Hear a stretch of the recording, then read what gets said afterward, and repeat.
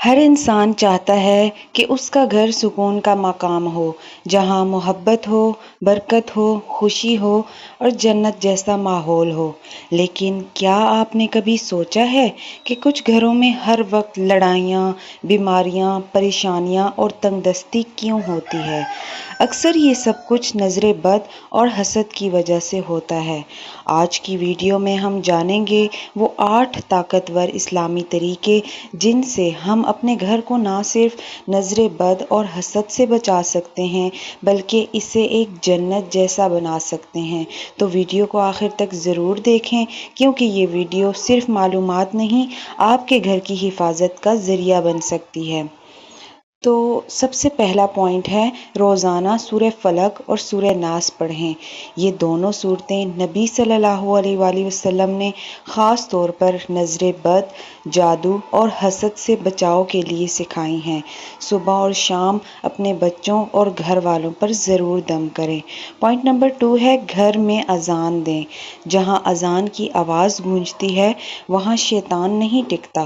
اگر ممکن ہو تو گھر میں بآواز بلند اذان دیں، خاص طور پر مغرب کے وقت۔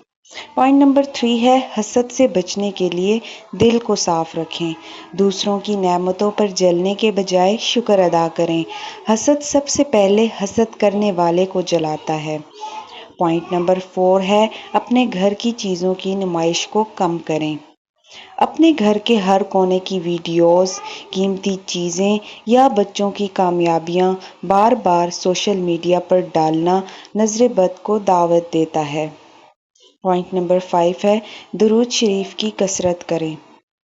درود شریف گھر میں برکت، رحمت اور حفاظت کا باعث بنتا ہے۔ پورے گھر کے افراد مل کر روزانہ تھوڑا وقت درود شریف کو ضرور دیں۔ پوائنٹ نمبر 6 ہے صبح اور شام کے مسنون اذکار اپنائیں۔ نبی صلی اللہ علیہ وآلہ وسلم نے صبح اور شام کے اذکار کو ایک قلعہ قرار دیا ہے۔ یہ شیطان، حسد اور ہر قسم کی تکلیف سے حفاظت کرتے ہیں۔ پوائنٹ نمبر 7 ہے صدقہ دیں۔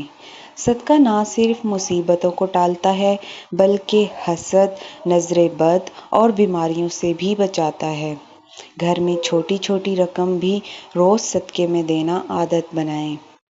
اب سب سے لاسٹ پوائنٹ ہے پوائنٹ نمبر 8 سورہ بقرہ کی تلاوت یا آڈیو لگائیں۔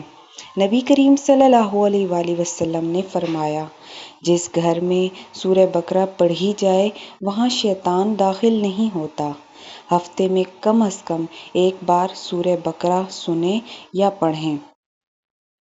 یاد رکھیں، گھر کی دیواریں خوبصورت ہوں یا نہ ہوں، لیکن اگر گھر میں سکون ہو، محبت ہو، اللہ کی رحمت ہو تو وہی گھر جنت سے کم نہیں ہوتا۔ لیکن یہ جنت تب ہی بنے گی جب ہم اپنے گھر کو روحانی بیماریوں سے بچائیں گے۔ نظر بد اور حسد یہ وہ زہر ہیں جو اندر ہی اندر گھر کو کھا جاتے ہیں۔ اگر آپ چاہتے ہیں کہ آپ کا گھر بھی جنت بنے تو ان 8 طریقوں پر آج سے عمل شروع کر دیں۔ اور جلدی سے کامنٹس میں جائیں اور کامنٹس میں لکھیں، یا اللہ میرے گھر کو نظر بد اور حسد سے محفوظ رکھ۔